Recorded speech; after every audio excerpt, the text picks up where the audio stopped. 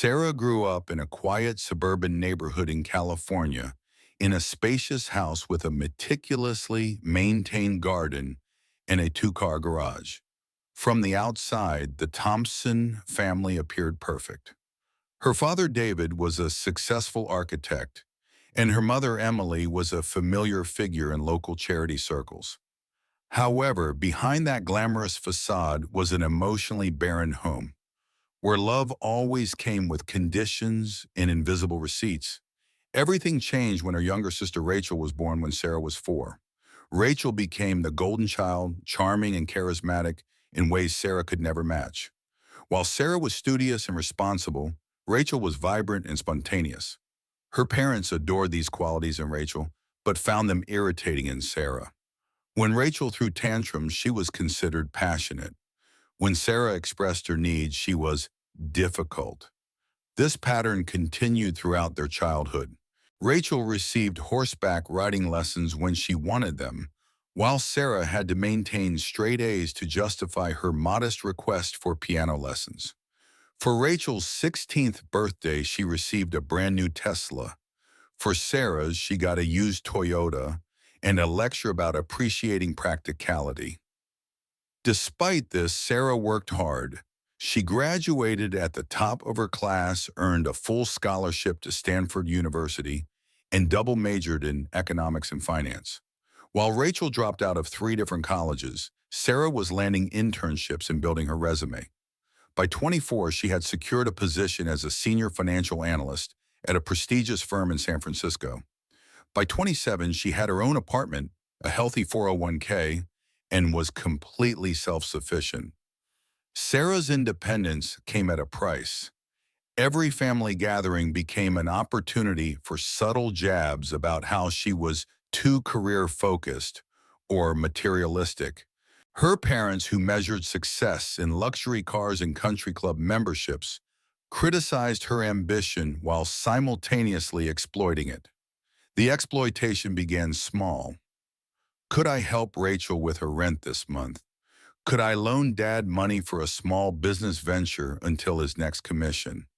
Could I contribute to Mom's charity gala since I was doing so well? Each request came wrapped in the promise of family unity and belonging. And each time Sarah complied, the request grew larger. 3 years ago, Sarah paid off Rachel's credit card debt of $12,000 after her sister tearfully promised to be more responsible. 6 months later, Rachel maxed it out again on a luxury vacation to Hawaii. When Sarah expressed her frustration, her mother pulled her aside and explained that Rachel just experiences life differently, and reminded her how blessed she was to have financial stability. Last year, Sarah covered her parents' property tax bill when they claimed to be a little short, despite purchasing a vacation home in Palm Springs that same month. When she questioned this, her father reminded her that they had sacrificed everything for her education, conveniently forgetting her scholarships and student loans, which she had only recently finished paying off. Despite these incidents, Sarah still craved their approval. This past October, Sarah made another attempt at repairing their relationship. She suggested a family weekend in Los Angeles, her treat. She reserved a luxury suite at a boutique hotel, secured tickets to a concert Rachel had mentioned wanting to see, and made reservations at an exclusive restaurant.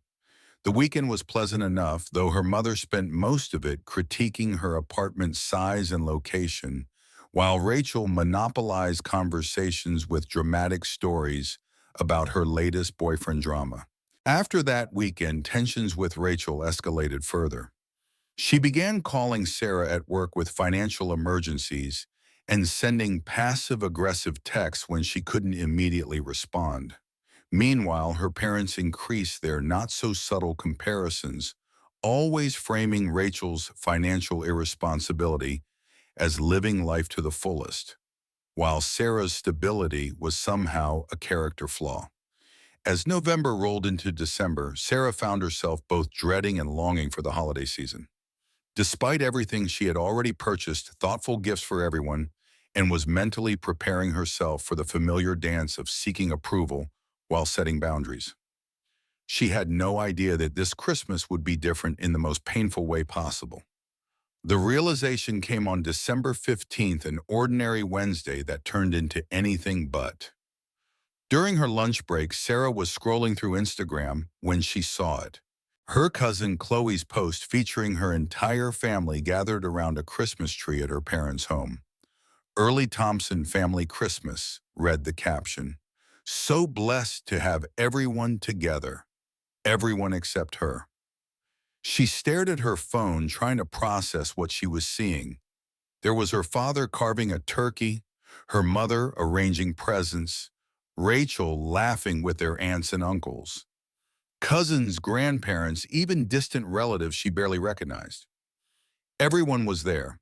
The celebration had apparently happened the previous weekend, and she hadn't received so much as a text.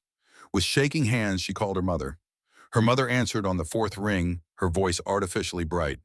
"Oh, Sarah, how are you, sweetheart?" "Mom, why wasn't I invited to the family Christmas last weekend?" Sarah asked, trying to keep her voice steady. A pause. "Oh, that. Well, it was very last minute, darling. We knew you're always so busy with work, and Rachel mentioned you had told her you had plans." Sarah had told Rachel no such thing. When she pointed this out, her mother sighed dramatically. "Sarah, please don't start. It was just a casual gathering, nothing formal. You know how Rachel gets when she feels overshadowed by you? She's going through a difficult time right now, and we didn't want to create any tension. You understand, don't you, sweetheart? You've always been our strong one. Being the strong one was code for the one we can dismiss without consequences." Before Sarah could respond, her mother added that they would see her on Christmas Day for the real celebration. The invitation felt like an afterthought, a bone thrown to pacify her. Later that evening, Rachel sent Sarah a series of texts. "Sorry you missed the party. Was so fun. Mom said you were busy anyway. By the way, can you help me pick out Mom's gift? I'm thinking jewelry, but need your dollar input. LOL." No acknowledgement of the exclusion. No genuine apology. Just another request for money disguised as sisterly bonding. That night, Sarah lay awake replaying years of similar incidents. The family vacation to Miami she discovered through Facebook photos. Her graduation dinner, where everyone was 3 hours late, because Rachel had a minor fender bender that required immediate family attention. Her promotion celebration that was cut short when Rachel called crying about a breakup. By morning, Sarah had made a decision. She texted her mother that she wouldn't be joining them for Christmas Day. After all, she had made other plans. "What plans could be more important than family?" her mother responded immediately. Family, the word had become so hollow. Sarah didn't answer. Instead, she called her friend Maria, who had been inviting her to join her family's holiday celebrations for years. Unlike her biological family, Maria's parents had always treated her with genuine warmth when she visited. They asked questions about her work and actually listened to the answers. They remembered details about her life without keeping score of what she could do for them. "Of course you can join us," Maria said without hesitation. "Mom always sets a place for you anyway. You're family to us, Sarah." The contrast between this immediate acceptance and her own family's calculated exclusion brought tears to her eyes. In the days leading up to Christmas, Sarah threw herself into creating new traditions. She helped Maria's family decorate their tree. She baked cookies using Maria's grandmother's recipe. She wrapped thoughtful gifts for people who actually valued her presence. For the first time in years, she felt the genuine warmth the holiday season was supposed to bring. Meanwhile, Sarah's phone buzzed with increasingly manipulative messages from her family. Her father called to say she was breaking your mother's heart. Rachel alternated between guilt-tripping texts and demands for shopping advice. Relatives she barely spoke to throughout the year suddenly had opinions about her selfish decision. The only message that didn't feel toxic came from her Aunt Carol, her father's sister, who had always been something of an outsider herself. "I heard you're not coming for Christmas," she said when Sarah answered her call. Smart girl. I wanted to let you know that the casual gathering was planned 3 months ago. I saw the invitations when I was at your parents' house in September. The confirmation of their deliberate exclusion stung but also provided clarity. And Aunt Carol went on to share some family gossip that suddenly made the timing suspicious. Rachel totaled her car last month, she said. You know, drove it straight into a ditch after one of her nights out.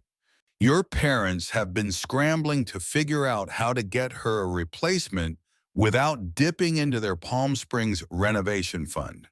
Sarah thanked her aunt for her honesty and tried to push the information from her mind.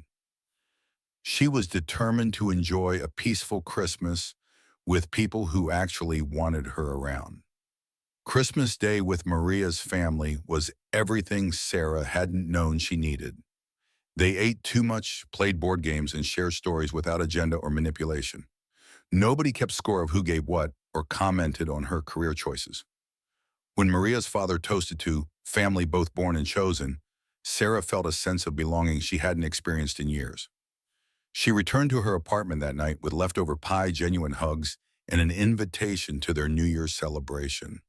For the first time, she didn't feel the need to check her phone for messages from her biological family. She was beginning to understand that family should add to your life, not drain it. Little did she know that her journey to this realization was about to accelerate dramatically. January arrived with New York's typical post-holiday gloom-gray skies, dirty snow, and the collective hangover of returning to normal life after the festive season. Sarah threw herself back into work, finding comfort in spreadsheets and projections that behaved according to logical rules, unlike family dynamics. 3 weeks after Christmas, she was beginning to feel like herself again. The hurt of the exclusion had faded to a dull ache, and she was focusing on her New Year's resolutions, setting better boundaries, prioritizing genuine relationships, and finally taking that financial certification course she'd been postponing. Then the envelope arrived. It was Thursday evening when Sarah collected her mail. Among the usual bills and flyers was a thick manila envelope with her parents' return address. No note, just her name and address in her mother's elegant handwriting. Curious, she opened it while riding the elevator to her apartment. Inside was a stack of papers. The first page was an invoice for $52,000 from Luxury Motors of California. The purchaser, Rachel Thompson. The co-signer, Sarah Thompson. She almost dropped the papers in shock. Below the invoice was loan documentation for a brand new Audi Q5 Coupe with monthly payments of $138 for 60 months. Her signature appeared on the co-signer line, a signature she had never provided. Her hands trembling, she fumbled with her keys and barely made it inside her apartment before collapsing onto her couch. She flipped through the remaining papers, insurance documents, extended warranty information, and a handwritten note from Rachel. Thanks for helping with the new car. The old one was totaled and I needed reliable transportation. Mom and Dad said you'd understand since you're doing so well. Payment details attached. First one due February 1st. Love you, sis. XOXO. The casual entitlement of the note made her stomach turn. She immediately called her parents, her heart pounding in her chest. Her father answered on the second ring. Sarah, did you get the paperwork we sent? Dad, what is this? I never agreed to co-sign for Rachel's car. That's not my signature. Now, Sarah, he said in the patronizing tone he'd perfected over the years. Don't be dramatic. We knew you'd want to help your sister. She's been through a trauma with the accident. The accident that was her fault because she was driving drunk, Sarah countered, recalling Aunt Carol's revelation. That's beside the point. She needs a car for her new job. What new job? As far as I knew, Rachel hadn't held steady employment in years. She has an interview next week, he admitted, but she needs to make a good impression. The Audi will help with that. The absurdity of the statement would have been comical if it weren't so infuriating. Dad, someone forged my signature. That's fraud. I never agreed to this. Your mother signed for you, he said dismissively. We knew you'd be difficult about it, but family helps family. You make more than enough to cover the payments. Sarah was speechless. The casual admission of fraud, the assumption that her income was theirs to allocate the complete disregard for her autonomy, it was breathtaking in its audacity. This is illegal, she finally managed. I'm not paying for Rachel's car. Don't be selfish, Sarah, after everything we've done for you. She hung up. Within minutes, her phone exploded with text from Rachel. Dad said you're being difficult about the car. I need this car. Sarah, you're so selfish. You don't even drive an Audi. So why do you care if you don't help me? I'll be stranded. Each message increased her disbelief. She turned off her phone and poured herself a generous glass of wine, trying to process what had just happened. The next morning, Sarah called in sick to work for the first time in 3 years. She needed to understand exactly what she was dealing with. A quick online search confirmed her suspicions. If her name was fraudulently added as a co-signer, she could potentially be held liable for the loan unless she reported the fraud. With growing unease, she logged into her bank accounts to make sure no unauthorized transactions had occurred. What she found sent a chill down her spine. Someone had attempted to access her main savings account the previous day, the account where she kept her emergency fund in down payment savings for a future home. Thankfully, the attempt had triggered a security alert due to the unusual activity, and the bank had frozen the account pending her verification. When she called the bank, they confirmed that the attempt had come from a recognized device, her old laptop, which she had given to her parents last year when she upgraded. The sense of violation was overwhelming. While she had been processing the car loan fraud, they had actually attempted to directly access her savings. This wasn't just entitlement, it was calculated theft. That afternoon, Sarah received an email from her mother. Sarah Elizabeth Thompson. She began using her full name as she always did when laying on guilt. Your father is very disappointed in your reaction. Rachel is heartbroken that you would abandon her in her time of need. As your mother, I must say, I raised you better than this. Family stands together. The car has already been purchased and Rachel loves it. Don't ruin this for her. She's planning to post about it on Instagram this weekend and wants to thank you publicly for your generosity. Don't embarrass her by creating drama. The email perfectly encapsulated the family dynamic. Sarah's feelings were irrelevant. Rachel's wants were paramount, and Sarah's only value was what she could provide. The mention of social media was particularly telling. Appearances mattered more than ethics or legality.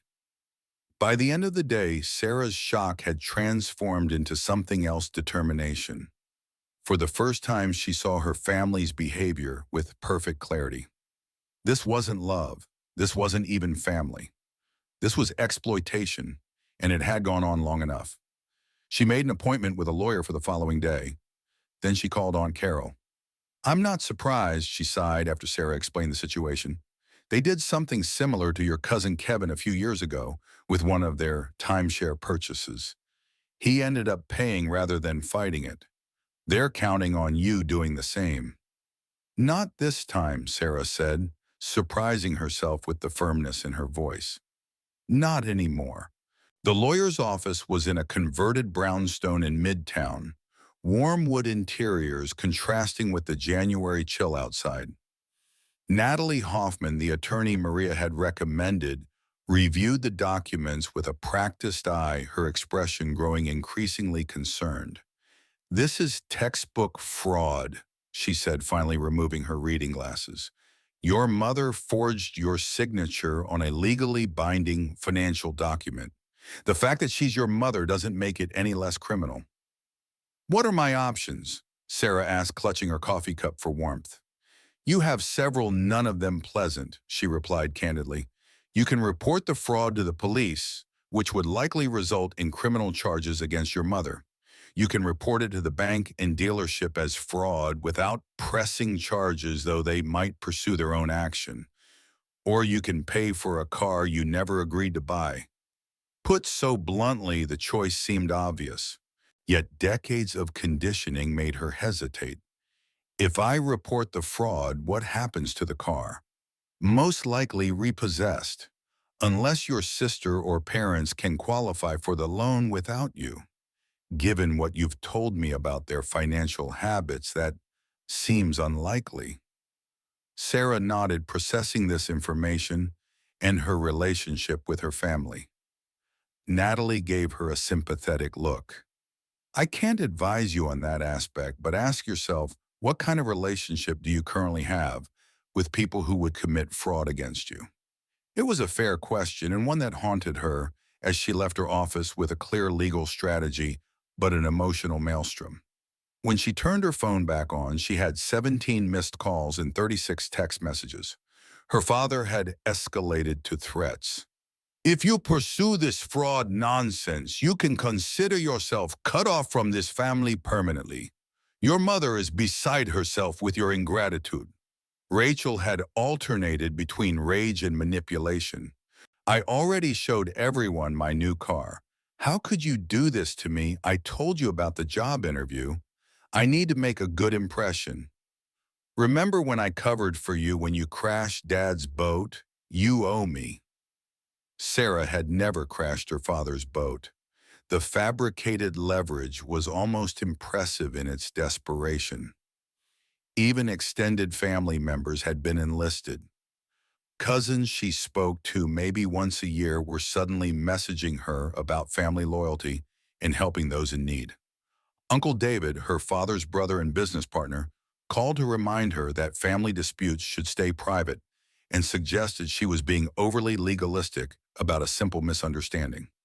The coordinated pressure campaign only strengthened Sarah's resolve.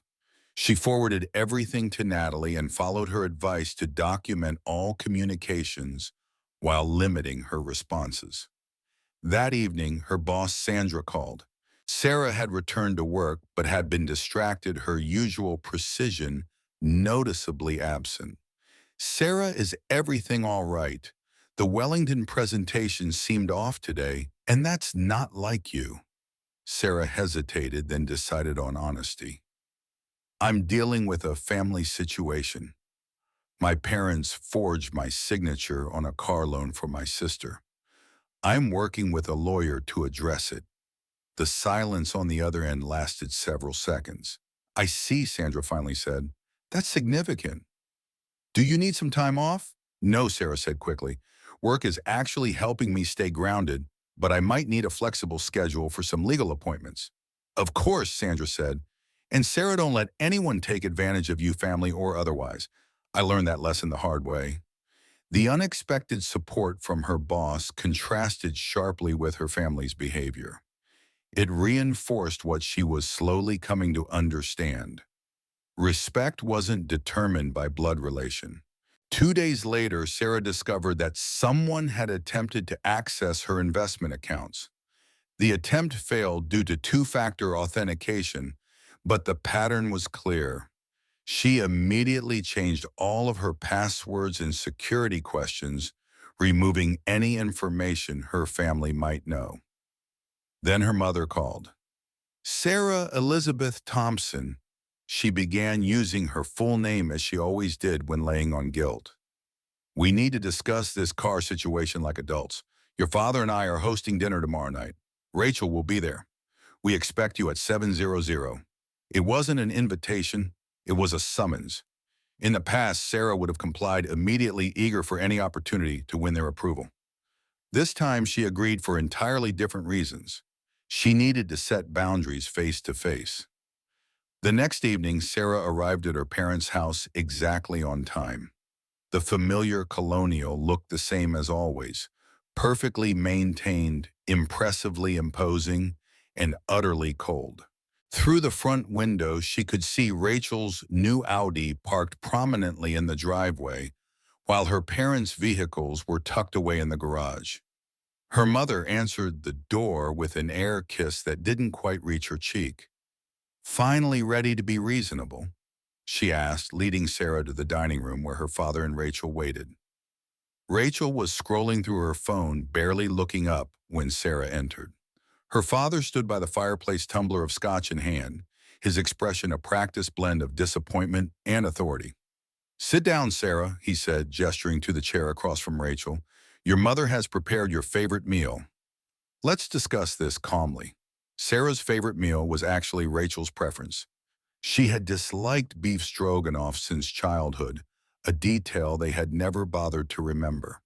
"Before we begin," her father continued, "as my mother served the food, I want to express our disappointment in your handling of this situation involving a lawyer threatening fraud charges. This isn't how our family operates." "How does our family operate, Dad?" Sarah asked quietly. "By forging signatures, by attempting to drain my savings accounts, by excluding me from family gatherings, and then expecting me to finance Rachel's lifestyle." Rachel slammed her fork down. "Oh my God, are you still whining about Christmas? It was just a small gathering." "It was our entire extended family, Rachel. Everyone but me, because you're so judgmental. You make everyone uncomfortable with your perfect job and your perfect apartment and your constant criticism of my choices."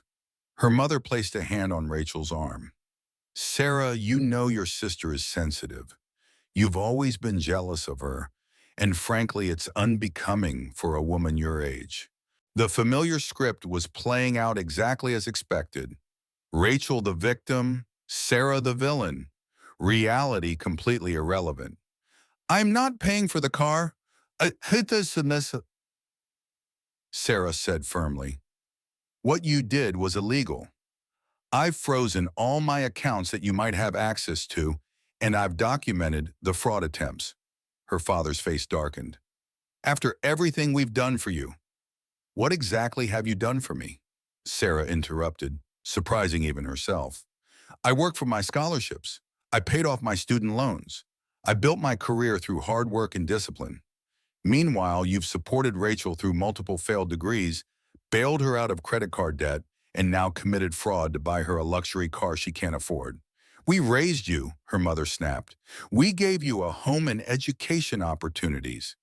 That's literally the minimum legal requirement of parenthood," Sarah countered. "And you've been making me pay for it ever since, as if I should be eternally grateful for basic parental responsibilities."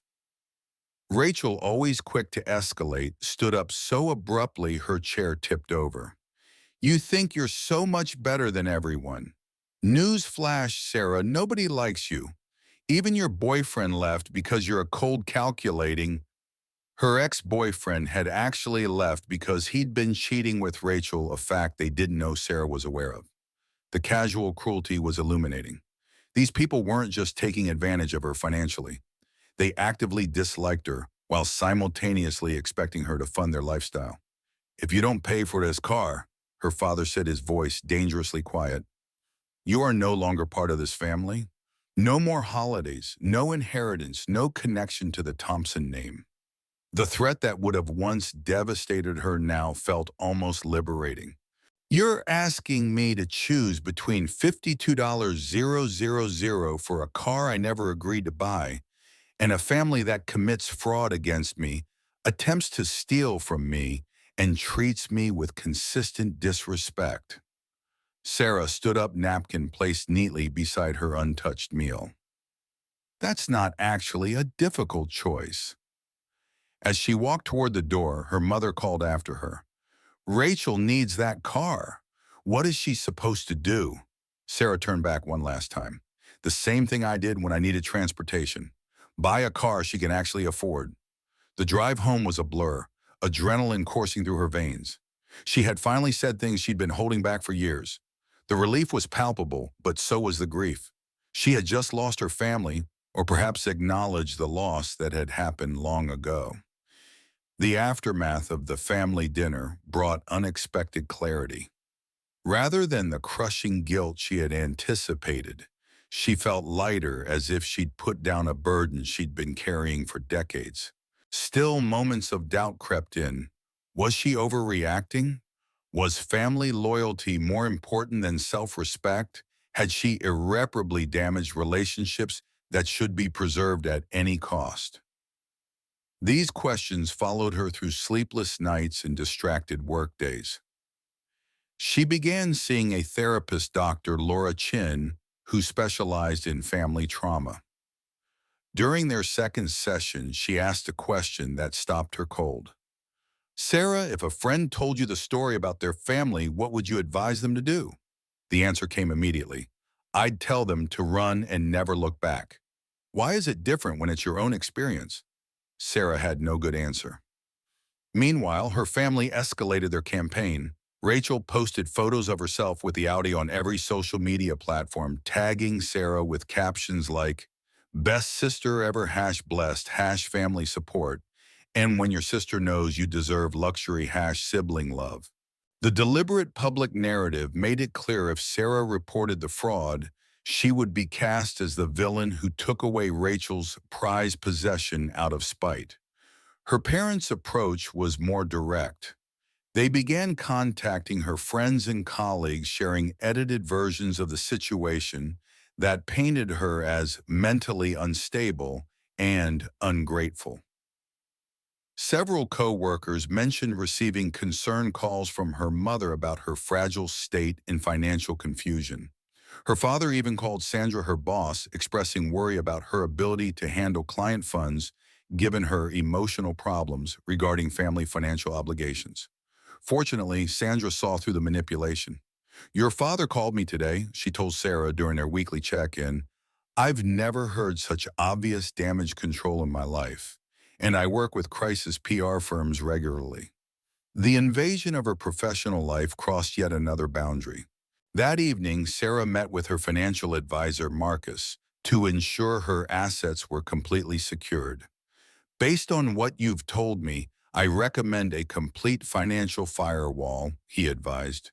"New accounts at different institutions, updated beneficiaries on all policies, and a thorough credit check to make sure there aren't other surprises lurking."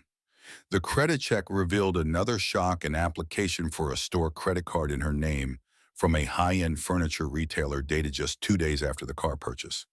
The application had been rejected due to the fraud alert she had placed, but the attempt itself was telling. This wasn't just about Rachel's car. It was the beginning of what could have become systematic financial exploitation. As January turned to February, Rachel's social media campaign took a darker turn. She began posting about toxic family members who pretend to support you and recognizing narcissists in your life. The projection was almost impressive. One post particularly stood out: a selfie in front of the Audi with the caption, "Some people would rather destroy what you love than see you happy. Stay strong against the haters, even when they're family." The comments section filled with supportive messages from relatives and friends who had no idea of the truth. Cousin Chloe, who had posted the Christmas gathering photos, commented, "Blood doesn't always mean love. Creating boundaries is self-care." The irony was painful. That night, Sarah received the text that finally pushed her over the edge. Rachel, apparently drunk judging by the typos and timestamps, sent, "You think you are so much better than everyone, but you are just a lonely BTCH with no one who loves you. Mom and Dad only put up with you for your money. We all laugh at you behind your back. Enjoy your empty apartment while I enjoy my car." Sarah stared at the message for a long time, a strange calm settling over her.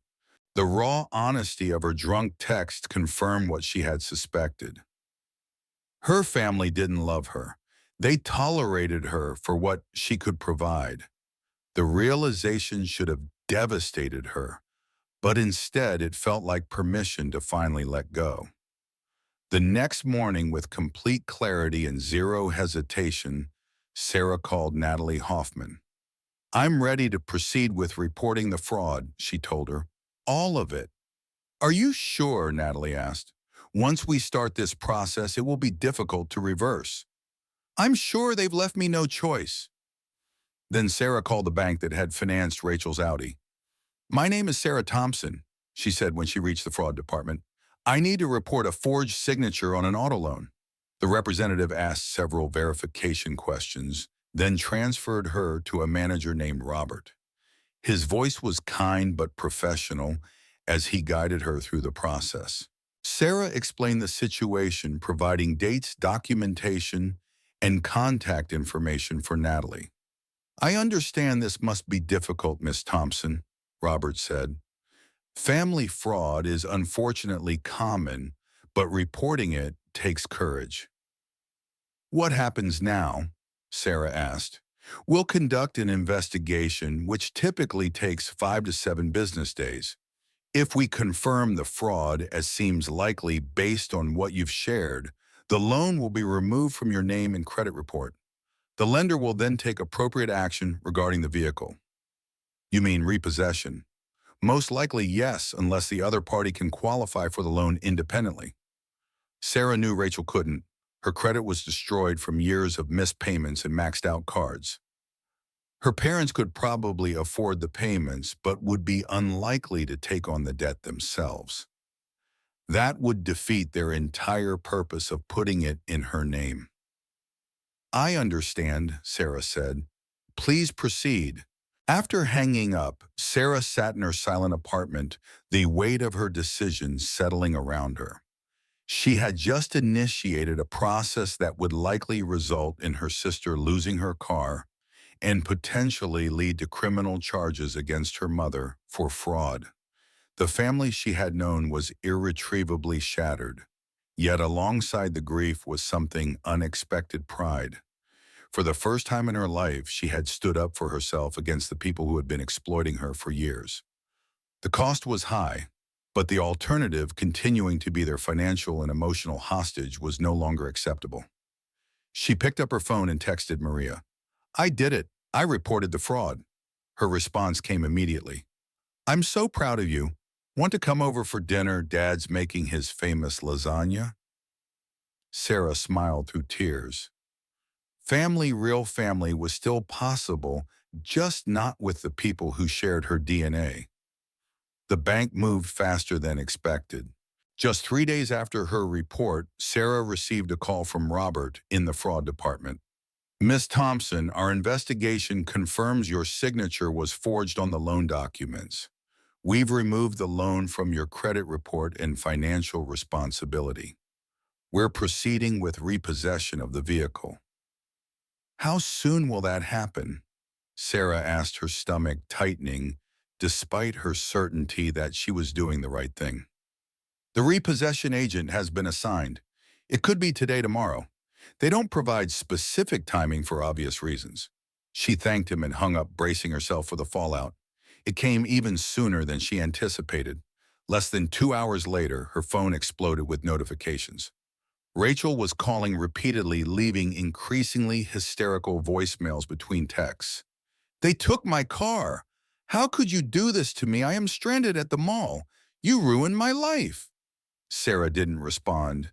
Instead, she blocked her number, something she should have done weeks ago. Her parents were next. Her father's voice, usually so controlled, shook with rage in his message. "What you've done is unforgivable. Your mother is in tears. Rachel is devastated. I never thought my own daughter would be so vindictive and cruel.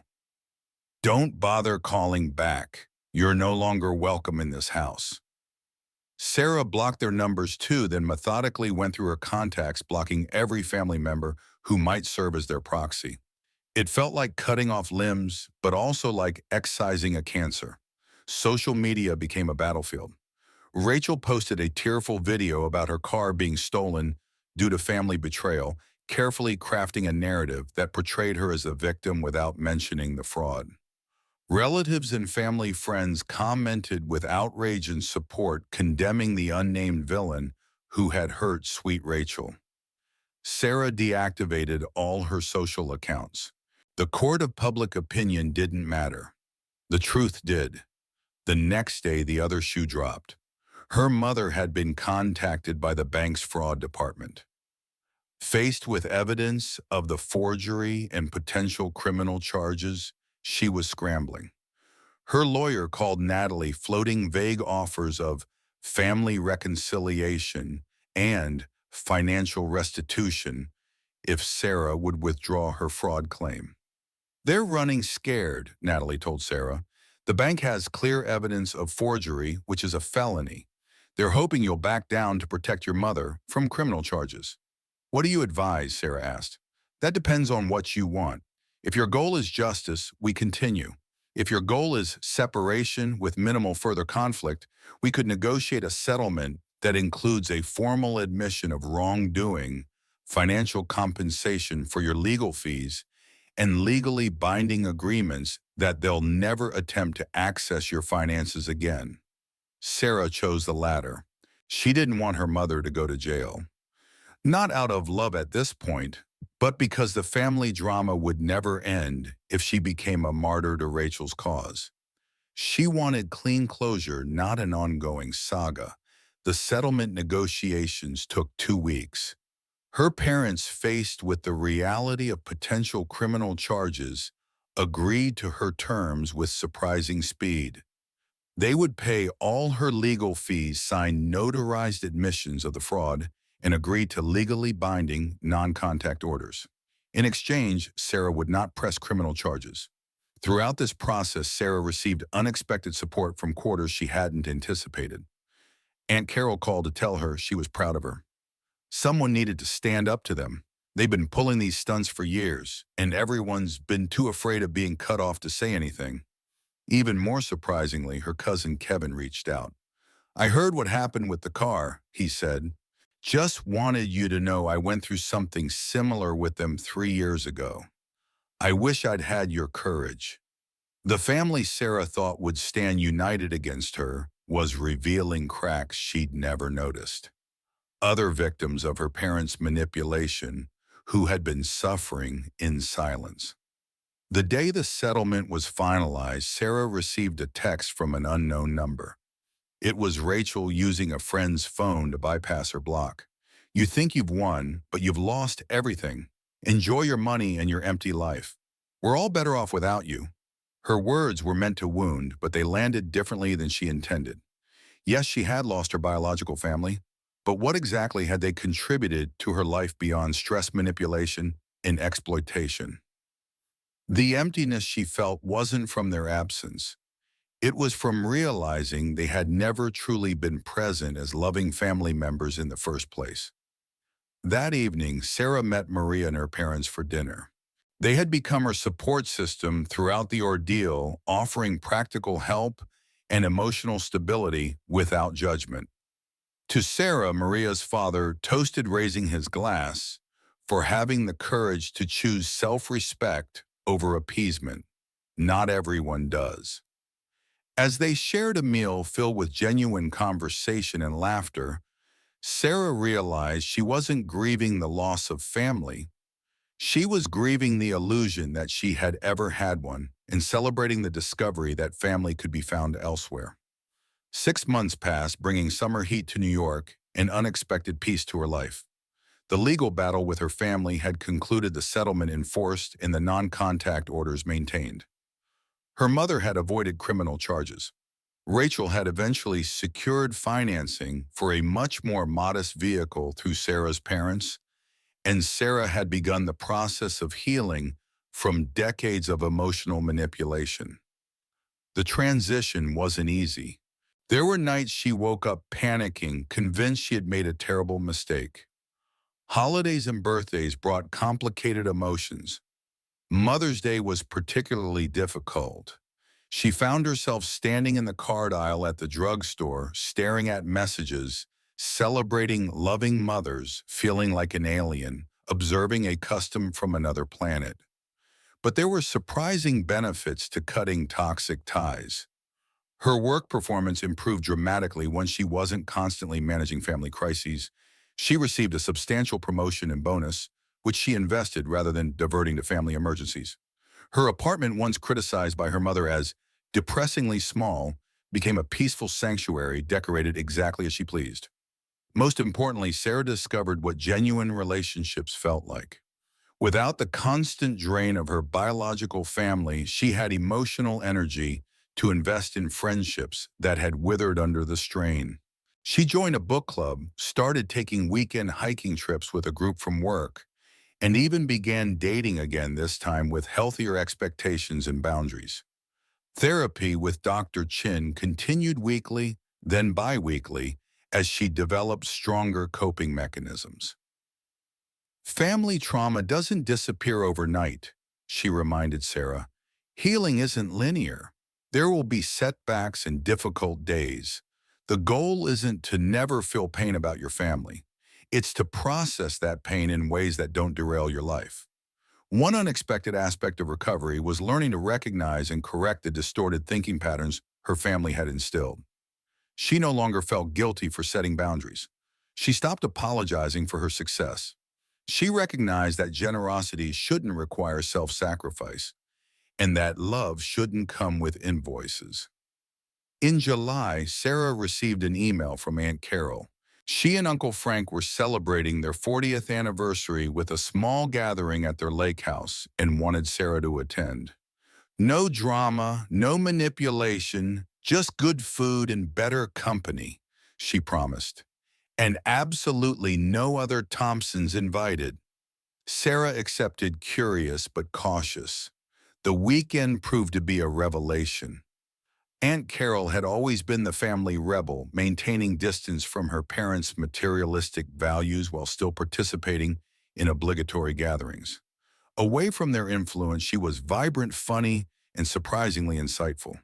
"Your mother was always like this," she told Sarah as they sat on the dock watching the sunset. "Even as a teenager, she measured everything in terms of what she could get from people. Your father was a perfect match, equally transactional, equally status conscious. When you were born, I'd hoped you'd somehow escape their influence." "I did," Sarah said. "Just took 29 years. She squeezed her hand. Better late than never. The most unexpected reconciliation came in August.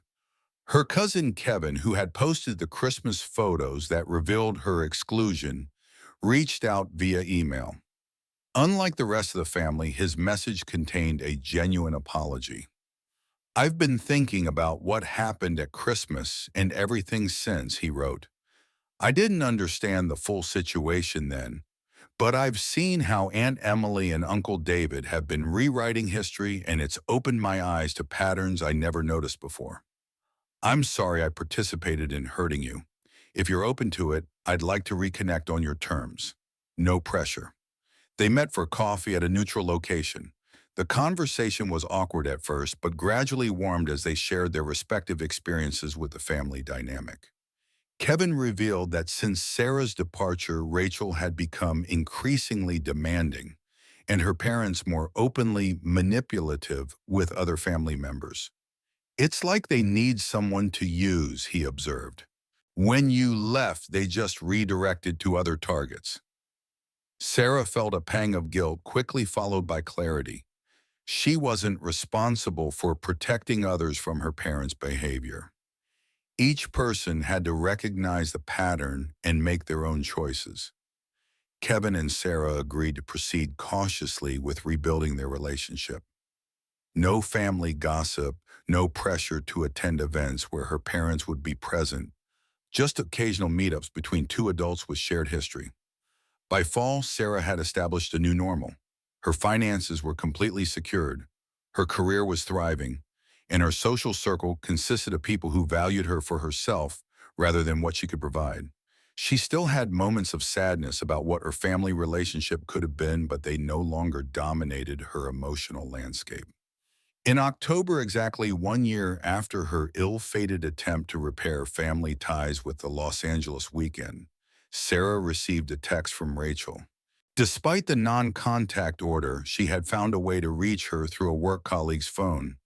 "I hate what you did, but I get it now," she wrote. "Dad and Mom have been putting me in charge of Thanksgiving and expecting me to pay for everything.